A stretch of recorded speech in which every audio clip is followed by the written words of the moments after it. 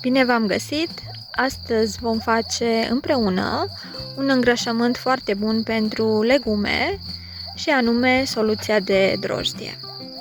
Această soluție este foarte populară pentru că conține anumite substanțe nutritive foarte importante în dezvoltarea plantelor. Soluția de drojdie se prepară foarte ușor și o puteți folosi ca fertilizant pentru roșii, ardei, castraveți, iar plantele se pot fertiliza maxim de 3 ori pe parcursul perioadei lor vegetative.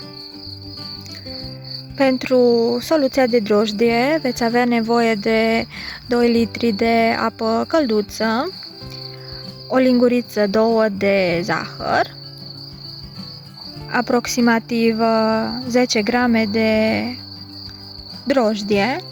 Ideal ar fi să folosiți drojdia uscată, dar cum este și în cazul meu nu aveți, atunci puteți să folosiți drojdie uscată și opțional fi bine să folosiți și puțină cenușă uscată.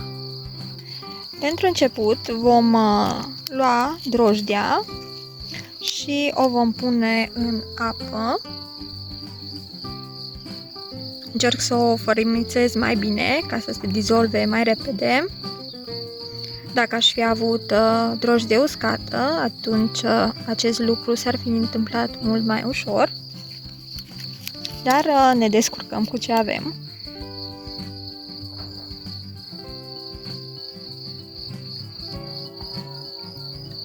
Așa.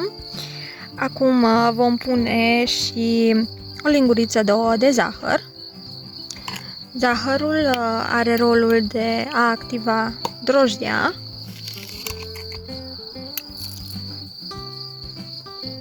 Și acum vom pune și cenușa de lemn. Cenușa este foarte bună pentru că conține anumite elemente care vor oferi soluției un plus de eficiență.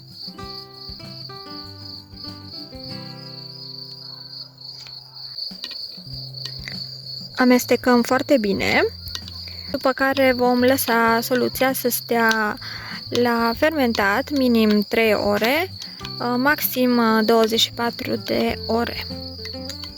Când aceasta a fermentat, vom face și diluția.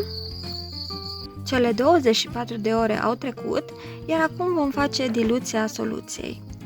Pentru diluție se folosește 1 litru de soluție la 5 litri de apă. Am aici o sticlă de 5 litri pe care o voi umple cu apă.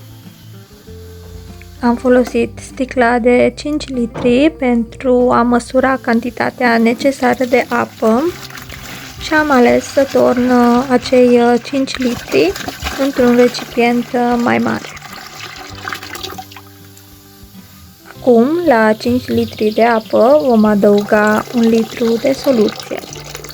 Recipientul în care am preparat inițial soluția are 2 litri, deci voi pune jumătate. Acum doar cât amestecăm foarte bine lichidul obținut și vom putea merge să udăm plantele. La o plantă folosesc aproximativ un pahar de soluție. Utilizând această soluție, veți vedea că plantele dumneavoastră cresc mai riguros și mai sănătoase, dar și producția va fi una mai bună. Vă invit cu drag să încercați acest îngrășământ natural.